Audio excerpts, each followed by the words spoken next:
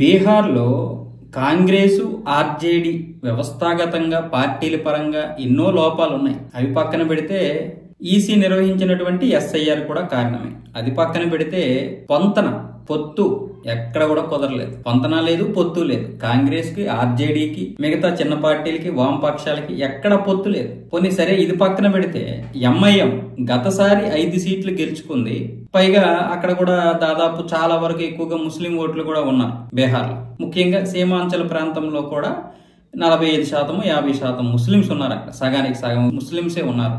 అందుకని గతసారి 5 సీట్లు గెలిచాం కాబట్టి మాకు ఈసారి కనీసం 35 సీట్లు ఇవ్వండి అని అంటే, ఎందుకంటే 35 కనీసం ఒక 15-20 సీట్లైనా ఇస్తారని అసదుద్దీన్ ఏం చేశాడంటే, మహాగఠబంధన్ లో నేను పోటీ చేస్తాను, మహాగఠబంధన్ కూటమిలోకే వస్తాను, మాకు 35 స్థానాలు ఇవ్వండి అని అడిగితే 35 కుదిరే పనే కాదు, మీకు 6కు మించి ఇవ్వలేమని చెప్పేశారు. సరే, ఈ 6 వద్దు, ఈ 15 కాదు, 10 సీట్లు ఇవ్వండి చాలు, కలిసి పోటీ చేస్తామని చెప్పింది అసదుద్దీన్ ఓవైసీ పార్టీ. దానికి కూడా ఒప్పుకోలేదు కాంగ్రెస్ ఒప్పుకోలేదు, ఆర్జేడీ ఒప్పుకోలేదు.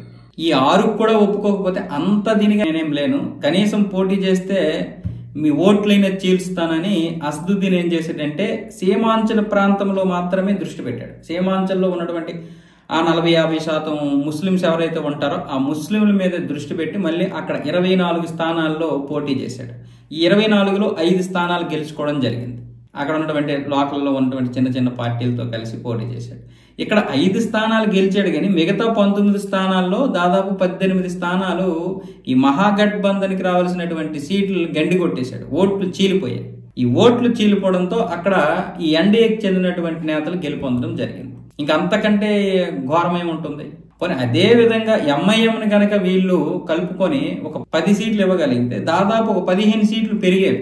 ఖచ్చితంగా ఒక 15 సీట్లు వీళ్ళకి పెరిగాయి. కనీసం 50 స్థానాల్లో గెలుపొందడానికి అవకాశం ఉంటుంది. మరి 35 స్థానాలు అంటే ఎంత దారుణం. ఎందుకంటే అసదుద్దీన్ ఓవైసీ ఇక్కడ నుంచి వెళ్ళి అక్కడ 5 సీట్లు గెలిచాడంటే మరి కలిస్తే ఎలా ఉంటది? మరి అక్కడ గండి కొట్టినటువంటి ఓట్లన్నీ ఇటే వస్తాయి కదా. మహాగఠబంధన్ లో ఇటు కాంగ్రెస్ లేదా ఆర్జేడీ పోటీ చేస్తాయి, దానికి కొన్ని పోతాయి, ఇటు ఎంఐఎం కొన్ని పోతాయి. అదే కలిస్తే వాళ్ళందరికీ కలిసి వచ్చి కొన్ని ఒక 10-15 సీట్లు వచ్చాయి, లేదా రాష్ట్రం మొత్తం మీద కూడా ఎంతో కొంత ప్రభావం చూపించు. ఇలాంటి చిన్న చిన్న తప్పిదాలు కూడా ఈ మహాగఠబంధన్ ఘోర పరాజయానికి కారణమని చెప్పొచ్చు.